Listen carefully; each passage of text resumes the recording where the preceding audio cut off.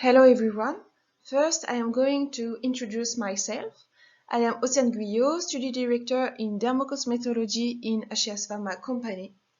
I would like to thank you for attending this webinar.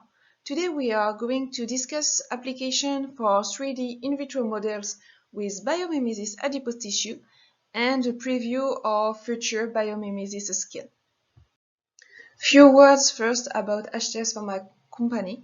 It was founded in 2014. It is now counting 13 employees, including 5 PhD. Our offices and labs are located in north of France, in Lille. Historically, we are providing services for safety and efficacy assays in high-content analysis and high-content screening, in 2D and 3D cell culture systems. Our customers are from the cosmetic, pharmaceutical, and nutraceutical industries. And our company and our leader, Nathalie Maubon, have awards. Is the Innovation Prize in 2015, Lab Startup Village winner in 2019, Jury's Choice Award by Startup West in 2019. And last year, we were selected as Deep Tech Pioneer by Hello Tomorrow Global Summit. In 2017, HCS Pharma acquired BIOMIMESYS patent, an innovative in vivo mimicking 3D cell culture technology. That's why now HCS Pharma is concentrated all of its development efforts to create a full range of BIOMIMESYS 3D cell culture systems to answer drug discovery needs for various organs and therapeutic areas.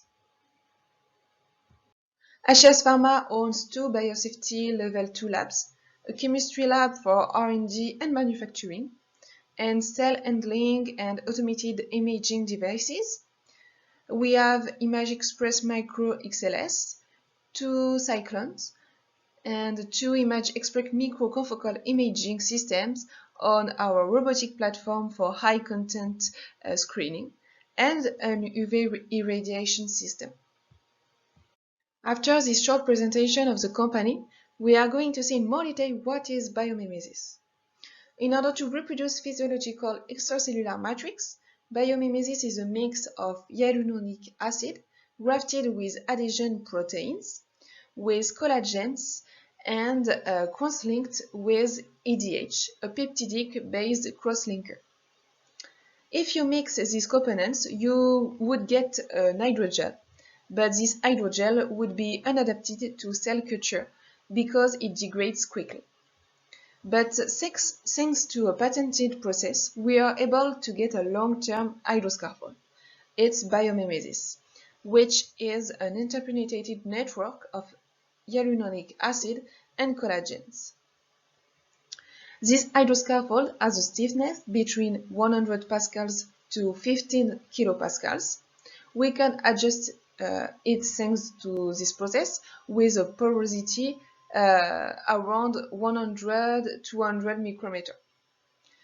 BIOMIMESYS is therefore made of native extracellular matrix components, and the related process makes the matrix stable a long time, with a stiffness and a composition that can be adjusted to mimic organ or diseased microenvironments. During this webinar, we will first focus on BIOMIMESYS Adipose Tissue hydroscaffold. This matrix is different from other products available by its composition and its stiffness. Indeed, this product is characterized by a composition with hyaluronic acid, RGDS sequence, collagen 1, but especially collagen 6. And its stiffness is 0.5 kilopascals. In this hydroscaffold, adipocytes can be cultured until differentiation and complete maturation following the usual protocol over 28 days. So you don't need to change your protocol to culture adipocytes in BIOMIMESYS Adipose Tissue. About cellular morphology in BIOMIMESYS Adipose Tissue, fat cells like 3T3L1 and HWP were observed by scanning electron microscope directly in the matrix. So 3D cells were organized in small multicellular aggregates from the beginning of the culture, showing a large colonization of the hydrogel in several focal planes. The SEM observations of 3D adipocytes grown inside the hydrogels confirm the organization in round multicellular aggregates of differentiated 3D3L1 and HWP. In this way, the cell organization in biomimesis is close to the in vivo structure. In order to quantify these cellular aggregates, the spheroid size of 33L1 and HWP was assessed weekly from days 1 to 28. It displayed a significant linear increase during the culture, confirming the growth of cells in the 3D hydroscaffold.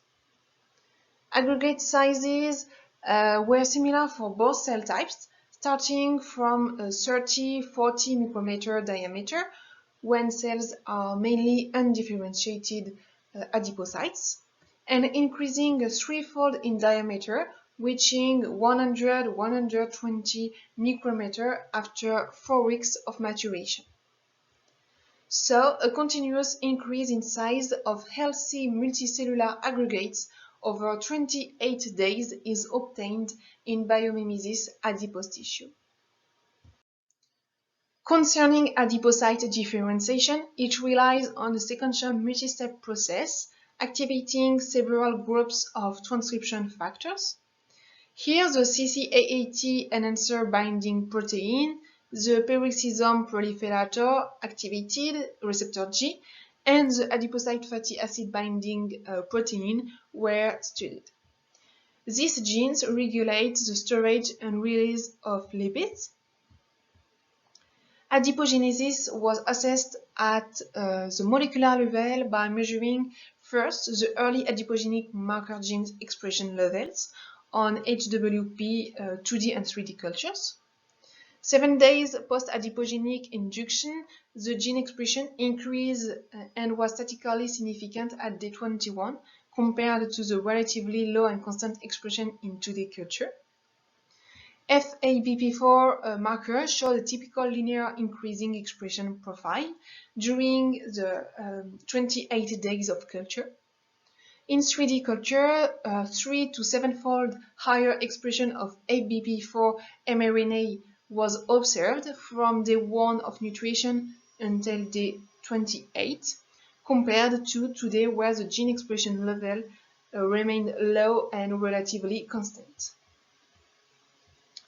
Thanks to these results, we have highlighted that 3D culture in biomimesis allow an increased induction of early differentiation genes of pre-adipocytes.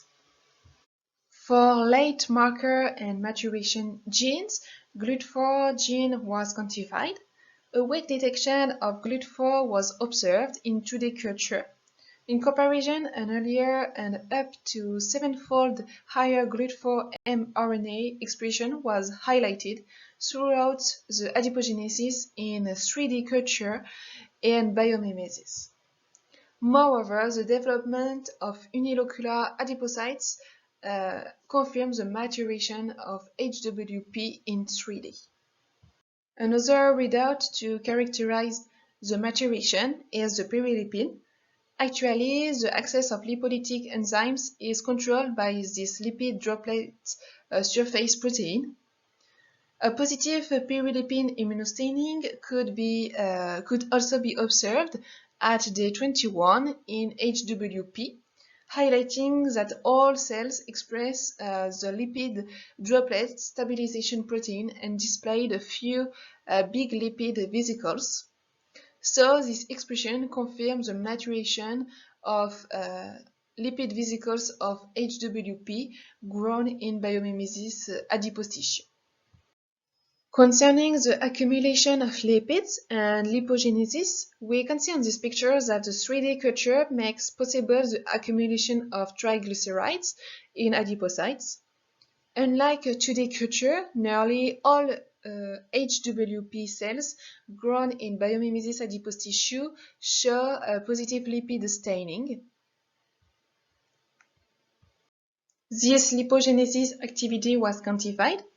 Incubation with differentiation and nutrition media up to 28 days led to significant triglyceride accumulation, as seen in 2D and 3D 3T3L1 and HWP cultures by adipocyte region staining. Quantitative accumulation of lipids displayed in 3D aggregates of both 3T3L1 and HWP, a significant enhanced intracellular triglyceride content from the first day of nutrition compared to 2D cultures. Triglycerides content was increased up to 12-fold at day 28 in 3D compared to 2D 3T3L1 culture, and up to 20-fold at day 28 for HWP cultures. In conclusion, the lipids accumulation is higher in biomimesis adipose tissue than in 2D. To achieve the functional characterization of our 3D adipose culture model, the lipogenesis regulation were assessed in the mature human and mouse adipocytes, respectively. Retinoic acid is a reference molecule known for its inhibitory activity on lipogenesis. In 2D culture, 1 micromolar of retinoic acid significantly inhibited the lipid accumulation in adipocytes at day 7. In comparison, inhibition of adipocyte lipid storage in 3D, 10 micromolar of retinoic acid was required to observe similar lipogenesis inhibition rate than 2D. The decreased sensitivity observed in 3D for this molecule is explained by the fact that cells are performing as they do in vivo. Indeed, in vivo studies showing reduced adipogenesis when treated with retinoic acid used concentration even closer than the needed one for inhibition in our scaffold when compared to the lipogenesis inhibition in 2D. So, biomimesis adipose tissue is a robust model for lipogenesis assay. In an other hand, lipolysis was studied. To assess the lipolysis potential of this 3D model, non-components leading to the release of lipids stored in fat cells were used: isoprenaline and caffeine. 3D pre-adipocyte 3T3 cells at day 12 of nutrition treated during 90 minutes with 1 and 10 millimolar of isoprenaline show 25 to 50 increase of lipolysis compared to untreated cells. An increase in lipolysis is also observed following 90 minutes of caffeine treatments with 5 and 10 millimolar of 40 and 60 respectively. So, biomimesis adipose tissue is a relevant model for lipolysis analysis. Other fat cells can be cultivated in biomimesis adipose tissue. One of our collaborators, Christian Lani, worked on iPSC-derived adipocytes and maintained the culture during 2 months. After this long-term culture, an efficient differentiation was achieved. This video highlights differentiated cells with lipid accumulation in the hydroscaffold at the end of the culture. Biomimesis adipose tissue can be used to directly and effectively differentiate iPSC into adipocytes. On the occasion of a collaboration with Phenocell, iPSC-derived sebocytes were cultivated on biomimesis adipose tissue over 21 days. This experiment highlights that cells accumulate neutral lipid droplets and express differentiation markers like MUC1 in the hydroscaffold. So, biomimesis represents a support of interest for the good culture of sebocytes. HCS Pharma is currently developing a new matrix, BIOMIMESYS Skin. This new hydroscaffold has the same composition as BIOMIMESYS Adipose Tissue with collagen 1 and collagen 6, but with different properties which I will detail in next slides. First, I am going to remind you the skin structure. In vivo, the skin is made up of three main layers: the epidermis, the dermis, and the hypodermis. The epidermis is a superficial layer of the skin. It's an epithelium mainly composed of keratinocytes. Depending on their stage or differentiation, keratinocytes are divided into 4 different layers: the basal layer, the spinous layer, the granular layer, and the stratum corneum. The dermis is made of supporting connective tissue, mainly composed of fibroblasts, which synthesize the extracellular matrix. And we have the hypodermis, which is mainly composed of adipocytes, cells dedicated to fat storage. The hypodermis separates the skin from the underlying tissue. Due to the superior interest in three-dimensional culture, various 3D skin models are already on the market. A simplified 3D skin model can be obtained from spheroids. Through a co-culture of dermal and epidermal cells, a spherical skin microtissue can be obtained with different layers of keratinocytes and with a fibroblastic core. Spheroids are potentially very interesting systems for skin research due to their simplicity, low cost, and high reproducibility. However, the epidermal differentiation is very limited. The most widely used technique to create an in vitro skin model is to use hydrogels, with dermal fibroblasts co-cultured with keratinocytes on the surface. Denatured collagen 1 is the material typically used for hydrogel formation. Complete differentiation of the keratinocytes can be achieved. Handling is easy, but gels can have a high variability from batch to batch. And finally, we have bioprinting, which allows the automated generation of complex tissue architectures capable of dispensing live cells, solid factors, and hydrogels in a desired pattern. This system has great adaptability. However, its high cost and complexity make its use very limited. These models allow the cultivation of skin cells in 3D. However, these systems do not take into account the skin extracellular matrix. Indeed, the skin is a connective tissue with a complex aggregate of structural components which form the extracellular matrix. Collagen provides structure to the extracellular matrix by creating a complex three-dimensional framework of rigid proteins. Glycosaminoglycans occupy most of the interstitial space of the tissue. Their hydrophilic nature and negative charge allows them to play a role in tissue hydration and maintain an osmotically active space. There are also proteoglycans, glycoproteins, elastic fibers, and matricellular proteins present in the extracellular matrix. The interactions between cells and the extracellular matrix are crucial for the functioning of normal cells by regulating biomechanical and biochemical signals in the intercellular space. In that way, the optimization of the physicochemical properties of BIOMIMESYS hydroscaffold was a major challenge in the development of a functional reconstructed skin. Many parameters can be adapted according to biological needs. BIOMIMESYS Skin was adapted from a previously developed matrix, BIOMIMESYS Adipose Tissue, with the same compounds but with a higher stiffness and a higher collagen concentration. On the pictures on the left, you can see the visual difference in stiffness between the two hydroscaffolds.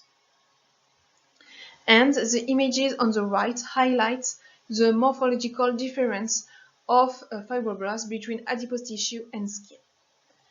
In BIOMIMESYS Adipose Tissue, normal human dermal fibroblasts are organized in spheroids, while in BIOMIMESYS Skin, cells are polarized like in vivo.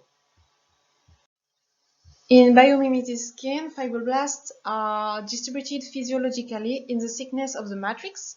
We can see this distribution on the video showing a Z-stack observation.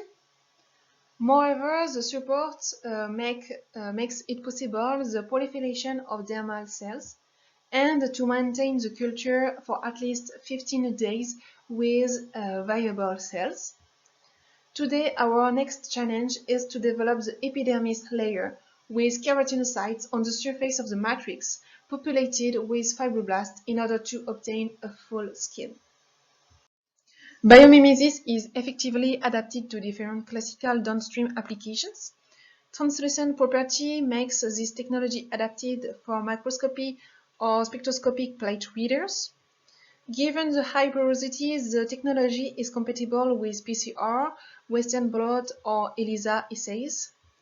It is also biodegradable. In fact, we can provide a specific protocol to degrade the matrix for flow cytometry, for example. Last but not least, the matrix is solid, so it is compatible for histological techniques and in vivo implementation. So biomimesis is compatible with main downstream analytical technologies. To conclude, biomimesis adipose tissue provides an inductive microenvironment and permits a complete differentiation of pre-adipocytes, which are organized in an in vivo-like wand shape and are those responsive to well-known modulators of adipocyte lipogenesis and lipolysis. This ready-to-use hydroscaffold represents an innovative and physiologically relevant system for metabolic studies and predictive drug screening approaches compatible with iPSC. For BIOMIMESYS Skin, it's still under development. I will finish this presentation with our range of products currently available. We have 4 models: brain, adipose tissue, liver, and oncology, with different composition and stiffness, and with different plate formats. Thank you for your attention, and don't hesitate if you have any questions.